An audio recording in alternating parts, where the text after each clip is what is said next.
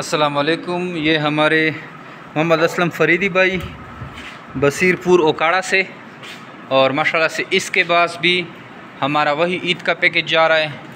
Same पहले भी हमने वीडियो में बताया, इसके पास भी 2 फीमेल है और 1 मेल जा रहा है। हमारी क्वालिटी माशाल्लाह ज़बरदस्त है। कोई भी फार्म से आप फीमेल अगर उठाते हैं या मेल, क्योंकि जो मेरे बेट फार्म पाकिस्तान क्वालिटी पे कोई कंप्रोमाइज़ नहीं करती, पूरे पाकिस्तान में चैलेंज हैं। हमारी ब्रीड सबसे ज़बरदस्त और ओरिजिनल ब्रीड है। तो ये भी ईद पैकेज के तहत जा रहे हैं ओकाड़ा, और ये भी कंप्लीट सेटअप जा रहा है, क्योंकि जो हमारा जो 41,500 का पैकेज था, जिसमें कार्गो, केज, स्टाम्प सब कुछ इसी में इंक्लूड था।